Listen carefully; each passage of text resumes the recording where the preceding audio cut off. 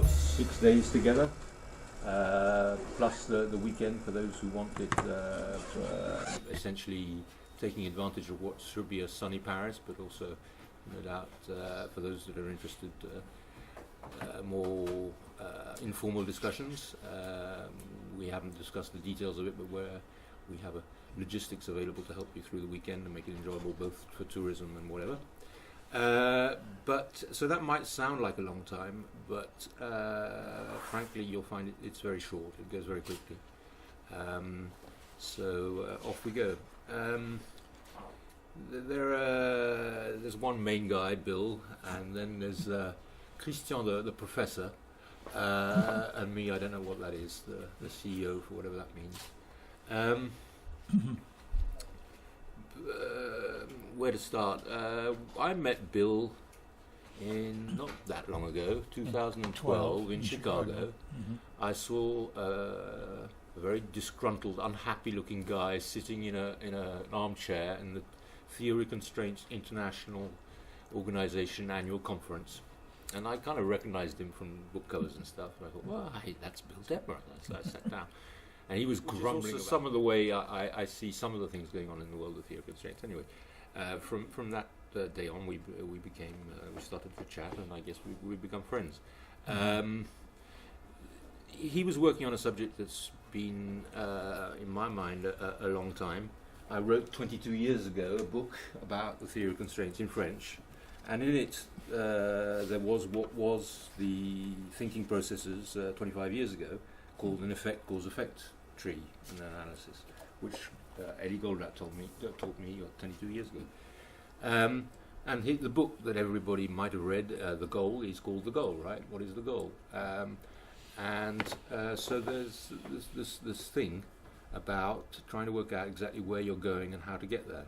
Okay, it was already in the goal if you read between the lines, and it became Elie Goldratt's obsession for the last 10 years of his life, more or less, and linked to that what he calls, in a rather pretentious way, teaching people to think. Okay, but he was quite right, and some of these things build things the same. You know, clear thinking, logical thinking, rigorous thinking is not what we do best. Computers do that a lot better than we do, right? We get all emotions and confused and memory problems and stuff, and as a result, a lot of important things just go in all sorts of strange places. Okay, and what this course, as far as I'm concerned, is all about is indeed this helping you maybe better define what your goal actually is, your own, that of your organization, that of your clients, the goals, yours and those around you. Have a much better idea exactly what those things are, and once that is clear, how to get there in the most efficient way. So that's a pretty important subject. And Bill's the guy's, I don't know how many years you've had this obsession and it wakes you up at night, but quite a while now. Yeah, and he'll describe himself, I think. And it's led to what I think is recognized throughout the world as the Bible of the subject. It's certainly the bestseller in the world, which goes through it. And maybe Spiros will be able to testify, even there's a limit to what you can learn in books, and although it's an excellent book, people usually end up wanting to share it, discuss it, have help, and that's what this course is all about, and we're going to go through that. You've got Christian, who's a multifaceted guy. At the moment he looks just like a cameraman, okay, but he does do other things actually. His nickname is the Professor. He's very involved in getting messages across, teaching, whatever you want to call it, both within our organization and before he joined us. And he also fell in love both with the theory constraints and with the thinking processes. And we both went through this course exactly 1 year ago. I'd been interested in it before, but I was some sort of amateur. And we applied it to Marris Consulting. We have a goal tree and all the processes, and it just makes a difference. To give you two just examples of this very week, the fact that I have a goal tree means so many questions that I'm asked. The answer is immediate. I really don't have to think a bit to it. I'm thinking, no, it's linked to that box, and the answer is okay. Last night at 10 o'clock at night, somebody phoned me up and said, well, I have a big opportunity with Airbus. Okay, I turned it down within 30 seconds. I knew exactly why.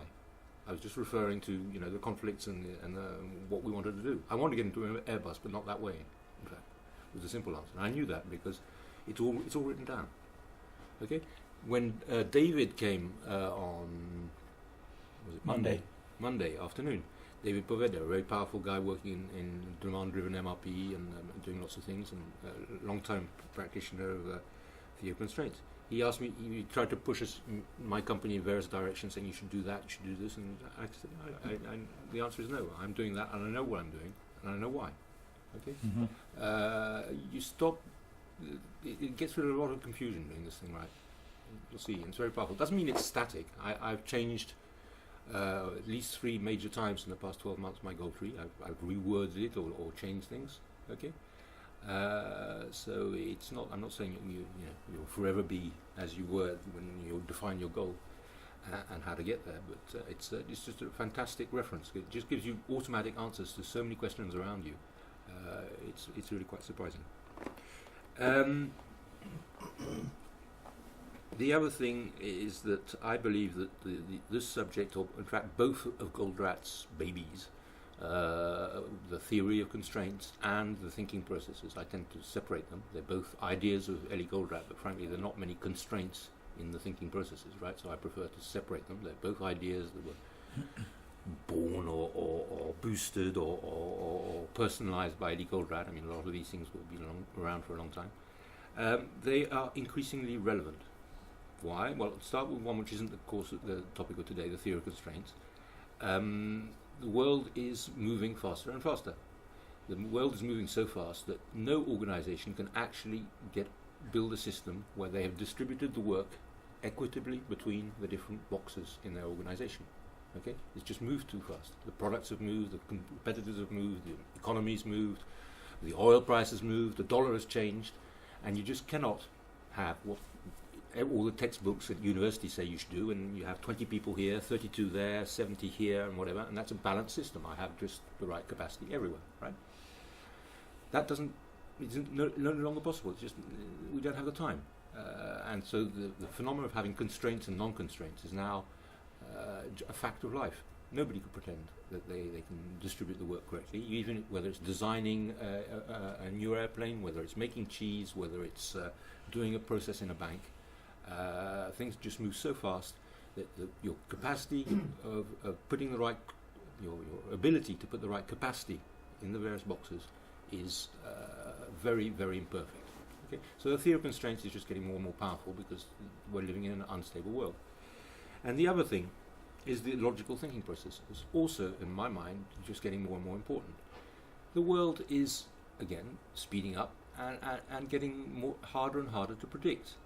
I don't know what side of the world you wanted to use as an example in that area, but take companies such as SpaceX, Amazon, Apple, Google. I mean, probably one of you in this room in the next 3 years is going to buy a car from Google, right? Right? They used to do search engines, and then you're going to buy a car from them, right? What's that? What's going on? And Amazon used to sell books. Now they're basically saying that they're going to anticipate what's in your brain, and it's going to turn up with a drone outside the window. You just have to put your hand out, and there it'll be. That sort of stuff. Anyway, so that you may have noticed people aren't getting very good at any kind of macroeconomic forecast. I mean, if anybody wants to bet with me the price of oil on precise terms within 6 months, I'm happy, but I don't think anybody knows anymore. So all these things are just completely uncertain. And to have what I was referring to initially, a clear idea of what your goal is, it helps you a lot to get through this confusion. It gets rid of a lot of doubt and a lot of questions that you might have. And it's not although we don't know any of the details, it's not that surprising that Jeff Bezos of Amazon had the goal and thinking processes apparently to define the goal. We were never privy to what the answer was. But imagine how hard it is to define goals of organisations such as Amazon. But probably also many of you. Are you going to be hit by Uber? Are you going to be hit by internet? Are you going to be hit by 3D printing? Are you going to be hit by what? Okay. So that's mine. Oh. So being able to live in a world that's changing very fast, faster than your ability to put the right person in the right machine in the right place, and knowing where you want to go, as far as I'm concerned, is just more and more important. And I know it's helping me more and more because people around me I find are getting sort of disoriented, confused, and as a result they're playing the ostrich. They're refusing to take the decisions. And that's not really an option. People are taking decisions with a vision to 10 to 15 years. Toyota developed hybrid cars, started doing that 35 years ago now. Okay, they had that vision. Now it looks like obvious, but you can work through all the mess and find things that people should know, but because they didn't spend the time thinking about it, they haven't identified. Another thing I think I like about this is something that is a big passion for me in the world of theory of constraints. It's called the throughput world, or growth. Why growth is necessary for any beautiful project. And I'll start with Lean and Toyota before talking about theory of constraints. What everybody seems to have missed is that Lean, as in practiced by Toyota, has many of the things that other people are copying, 5S's and so forth. But it was a growth project. The idea was to grow sales in faster than productivity so that they could have full employment. Okay? Not a downsizing system with Japanese words. Okay? Toyota their ambition was to become number one manufacturer of cars in the world. And they're more or less there now. Okay? And so they wanted to grow. And that is necessary for a number of reasons. One of them is just simply to be able to have some answer, some beautiful answer to your people, to your employees, about why it's a good idea to try and do things 2 times faster with half as many hours and stuff, and they're not going to get fired as a result. They'll go on to another job. Okay, that is true of Lean. That is somehow true of Six Sigma. It's a slightly more strange way, but simply because there's a strange relationship between Six Sigma, Jack Welch, and GE. When people fell in love with Six Sigma, it wasn't so much statistics and the sixth deviation and stuff. It was because GE was a very successful company making money in lots of areas and admired by many. Okay, and then there's theory of constraints, and that's a kind of sad one because the idea is there, but there isn't just the huge company using theory of constraints to be that example. But it's obviously in all the text from the book, the goal, right at the origin to the end. To the ideas inside the theory of constraints, it's the throughput world. That's to say, you should try and increase sales, but more than trying to reduce operating expense or reducing inventory. Okay. So what's that talking about? It's growth. It's there for various reasons, and one of the things that you need to fuel that is courage, ambition, and an idea of where you're going. It's better to know where you're going. Right? You could do it without knowing where you're going, but it makes more sense to know where you're going. So back to being here.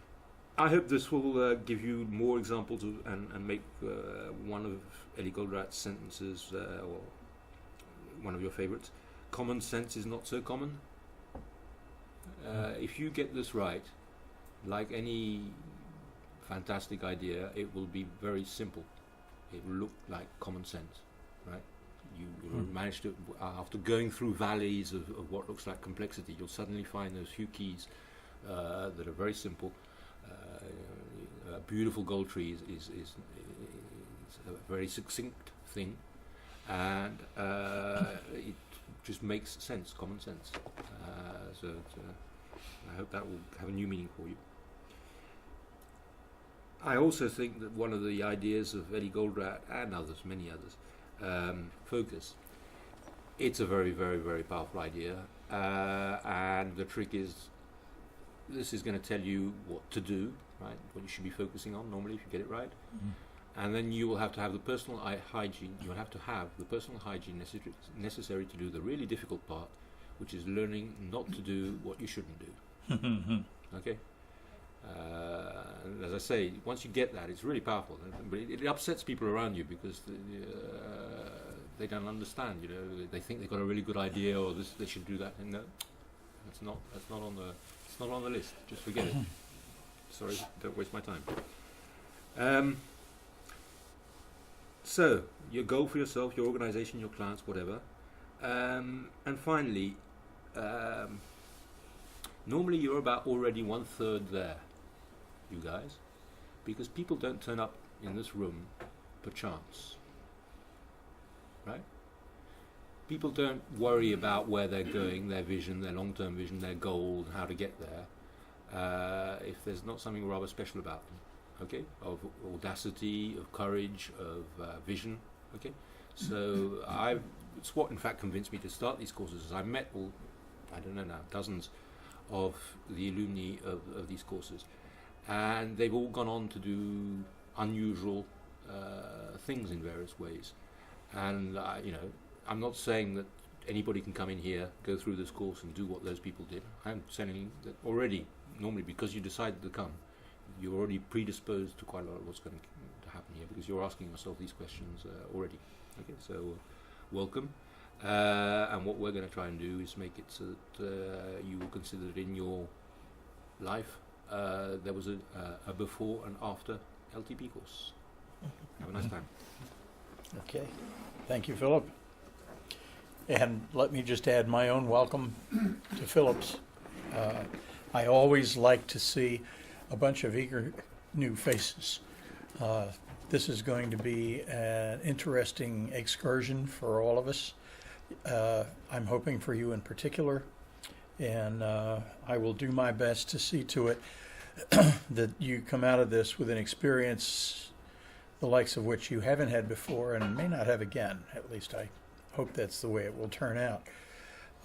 As we go through this course, there are two things that, well, there's probably more than two, but two things I want to bring to your attention. You'll ask questions, at least I sincerely hope that you'll ask questions, and very frequently I will preface an answer by saying, that's an interesting question, or that's a good question, or that's an excellent question. So you really need to know what the definition of these different judgments of the question are. It's an interesting question if I've never thought of it before, and I don't have an answer. It's a good question if I've thought of that question before, but I don't have an answer. And the really excellent question is the one I've thought of before, and yeah, I've got an answer. So you'll know what's coming when I say that's a good or that's an excellent question or an interesting question. The other thing that is going to happen as we go through this is that I find that it enriches the experience of the people who I interact with if I do what I call telling war stories. You'll understand where the term war story comes from in just a moment, but for me, and in this context, a war story is an actual event or experience that I've had in a real-world situation, sometimes with a client, sometimes in other circumstances, that will illustrate, I think, very powerfully, I hope, the point that is at discussion.